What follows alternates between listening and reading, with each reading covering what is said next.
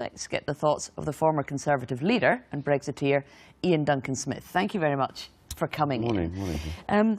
Crazy, cretinous, silly. These are how some of your colleagues have described the idea of a new customs partnership, which we believe to be the Prime Minister's preferred option. How would you describe it?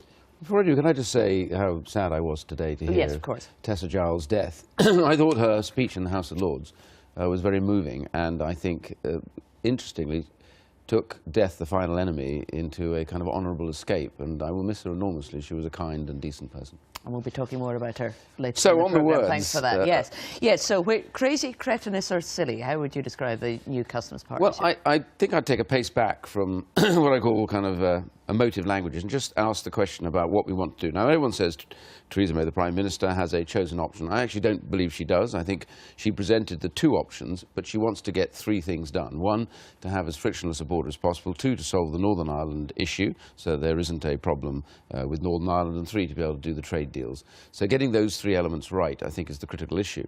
But not easy. Well, it's not easy, and there's another element to it, which I think is the real deciding factor. It's how complex is either of these solutions to implement in the time given.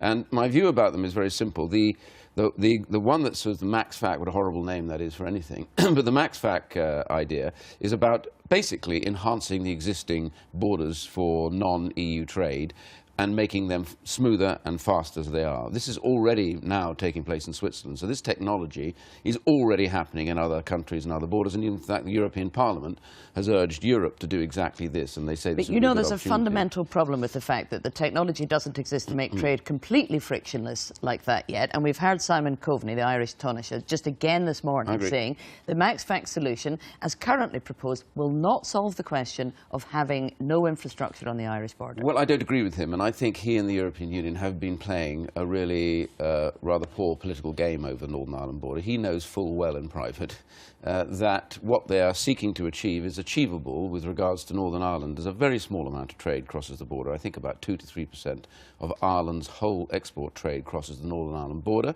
They have for years already. During the process, you've got agricultural products, manufactured products going back and forward before they're exported all the time across Yes, you do, but my point is that's the whole point about what is being proposed. So there were the two elements, this is the point I wanted to make.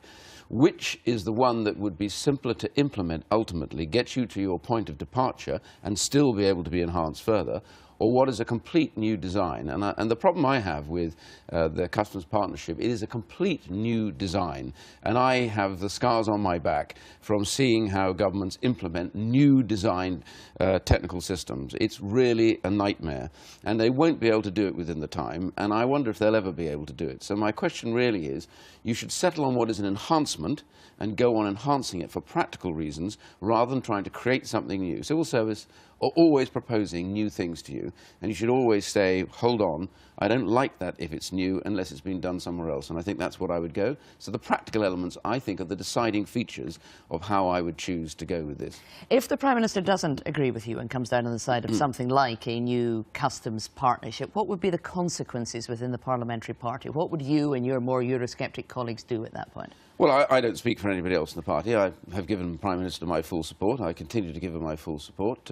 See, she's written an article today saying, trust me. I do trust her. I trust her to try and get the best system through. And I genuinely believe when it comes to push comes to shove, she'll settle on what is actually achievable rather than what people might hope would be achievable. And that, to my mind, is a bigger issue than whether or not you think you should stay in the customs union or not. It's what can we achieve in the timescales available, do that. And I'm convinced as a practical individual, and she is essentially practical, she will settle on that. But, you know, but there's another problem, isn't there, which is the parliamentary arithmetic. Whatever the Prime Minister and the Cabinet go for, she can't necessarily get through the House of Commons. We've got amendments to the Trade and Customs Bill asking to stay in some form of customs partnership, and it's possible there are enough Tory Remain rebels that the House of Commons will take a very different decision. What happens then?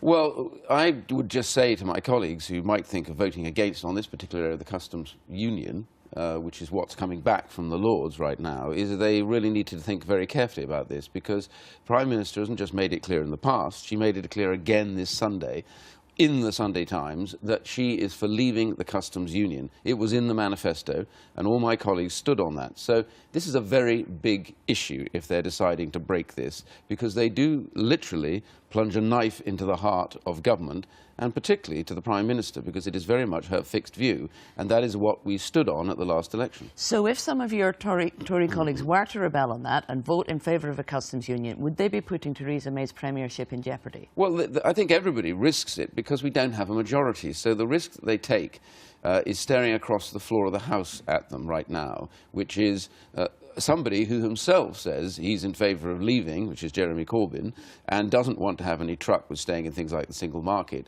So they're likely to do a deal with, as far as they're concerned, even the devil on this one. And I simply argue to them that we made a pledge we would leave the customs union. Surely the purpose of the Conservative Party, which is immensely practical generally, you know, all my colleagues, etc., I get on very well with them, get the job done and do it in the least difficult and frictionless way that you can. It's not going to be completely friction-free, because it won't be, but it's achievable, and we should get behind it and get it to do that.